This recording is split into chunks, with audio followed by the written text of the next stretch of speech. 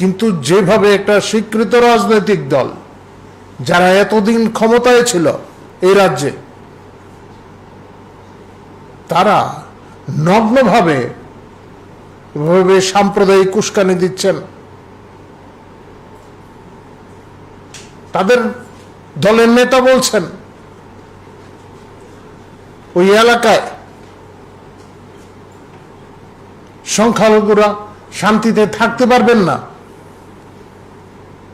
তাদের বিরুদ্ধে কি ধরনের অত্যাচার হতে পারে তার বিবরণ দিচ্ছেন ভাষণে।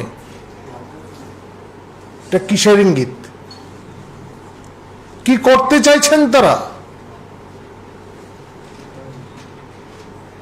এলাকায় অশান্তির বাতাবরণ তৈরি করতে চাইছেন। আমরা আগেও বলেছি, এখনো বলছি,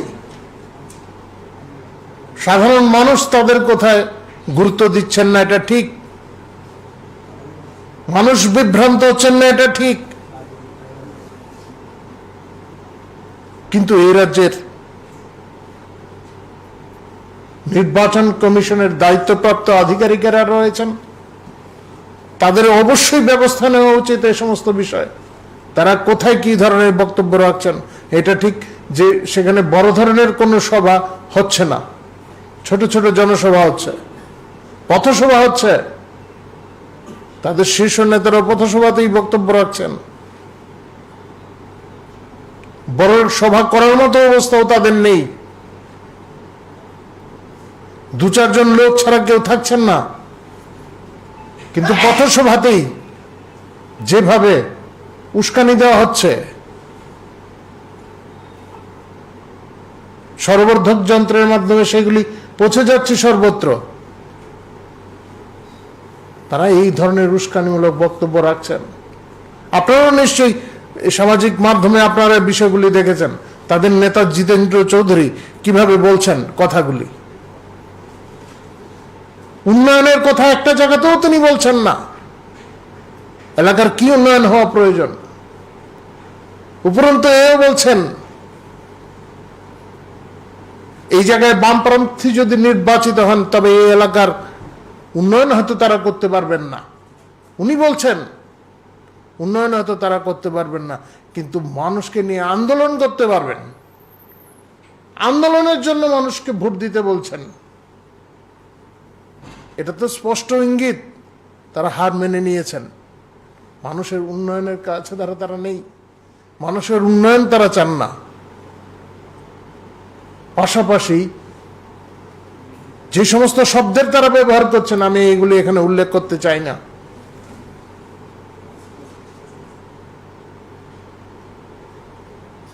এলাকায় একটা অশান্তির বাতাবরণ, যে কোনো ধরনের অঘটন ঘটানোর তারা চেষ্টা করছেন। নির্বাচন কমিশনকে অবশ্যই এদিকে সজাগ হতে হবে, নয়তো বিপদ হয়ে যেতে পারে।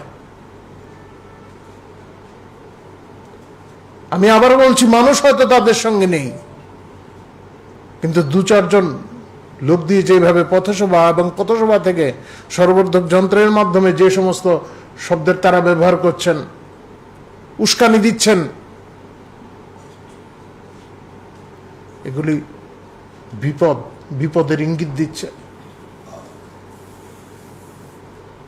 যে কোনো ধরনের অপ্রীতিকর ঘটনা এড়াতে নির্বাচন কমিশনকে অবশ্যই ভূমিকা নিতে হবে। হ্যাঁ, আমাদের পার্টির কার্যকর্তারা তৈরি আছেন, কিন্তু নির্বাচন কমিশনকে এক্ষেত্রে ভূমিকা নিতে হবে। এই ধরনের অপ্রীতিকর ঘটনা যাতে কোথাও না ঘটে, সমাজের বিভিন্ন অংশের মানুষের সঙ্গে আমাদের যারা দায়িত্বপ্রাপ্ত কার্যকর্তারা সেখানে রয়েছেন তারা কথাবার্তা বলেছেন, তাদের সঙ্গে বৈঠক করেছেন, প্রকাশ্য বৈঠক হয়েছে সে সমস্ত জায়গায়।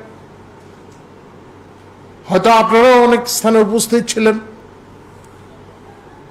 যাতে কোনোভাবেই অশান্তির বাতাবরণ তৈরি না হয় সেই জন্য আমাদের কার্যকর্তারা বৈঠক করেছেন।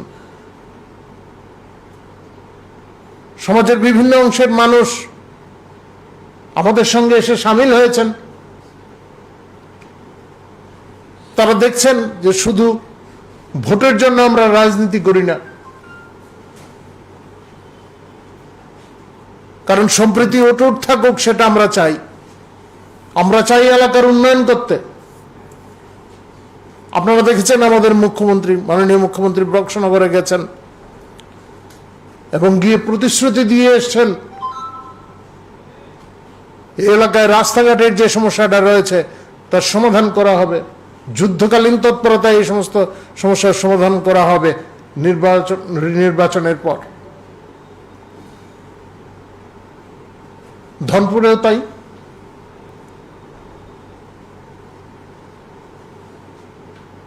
এই দুটি কেন্দ্রের ইতিহাস আপনারা ভুলে যাননি। ধনপুরে প্রাক্তন মুখ্যমন্ত্রী নির্বাচনী ক্ষেত্র। প্রশ্ন স্বাভাবিকভাবেই উঠতে পারে, উন্নয়ন কেন হয়নি সেখানে? তৎকালীন মুখ্যমন্ত্রী সেখানে কতবার গেছিলেন?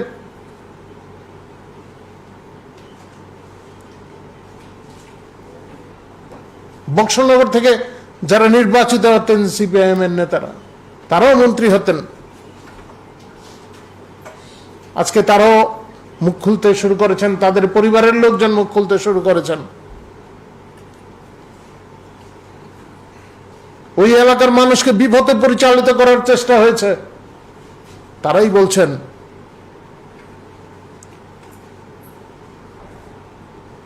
আজকে মানুষ জেগেছে, ওইসব এলাকার মানুষ জেগে উঠেছেন। ফলে নতুন করে আমাদের পার্টিতে এসে সামিল হচ্ছেন সিপিআইএম এবং কংগ্রেসের বিভিন্ন দলের নেতারা। এর পরিণতি কি হতে পারে সিপিআইএম এর নেতারা তা খুব ভালোভাবেই জানেন, আর এই জন্যেই তারা এই ন্যাক্কারজনক পদক্ষেপগুলি নিচ্ছেন। আমরা ভারতীয় জনতা পার্টির তরফ থেকে আবেদন করব, যারা এই ধরনের অনৈতিক কার্যকলাপের সঙ্গে যুক্ত হয়েছেন, আমি বলবো এগুলি অনৈতিক কার্যকলাপ, নীতিহীন রাজনীতি।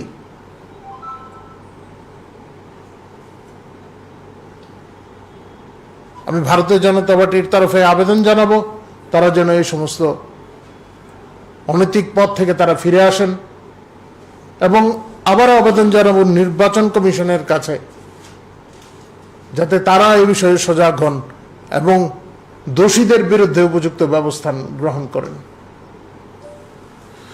আপনাদের যদি কিছু জিজ্ঞাসা থাকে জিজ্ঞাসা করতে। এটা প্রকাশ্যে চলছে, আমাদের তরফ থেকে জানাতে হবে বিষয়টা এরকম না, প্রকাশ্যে। আমি তো বললাম সর্ববর্ধক যন্ত্র লাগিয়ে চিৎকার করে এই সমস্ত বলি বলা হচ্ছে, এবং সংখ্যালঘু অংশের মানুষের নাম নিয়ে বলা হচ্ছে কি করতে দেওয়া হবে না, কি করতে দেওয়া হতে পারে, কি পরিস্থিতি তৈরি হতে পারে, এইগুলি বলা হচ্ছে।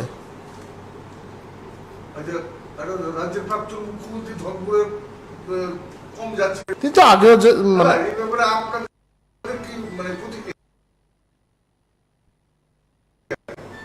মুখ্যমন্ত্রী থাকাকালীন সময়ও যেতেন না, আর এখন কি যাবেন? তিনি যখন মুখ্যমন্ত্রী ছিলেন এতকাল ধরে, ধনপুরে তিনি কতদিন গেছেন? ধনপুরে তো জানেনি। আপনাদের মনে থাকতে পারে একটি শিশুকন্যার সঙ্গে অত্যাচার হয়েছিল এবং পরে হত্যা করা হয়েছিল 18 নির্বাচনের আগে। এরপরেও তিনি যাননি ওই এলাকায়। রাস্তা রোকো হয়েছিল, সেখানে পরিবারের লোকেরা রাস্তা রোকো করেছিল। এখন আর কি যাবেন?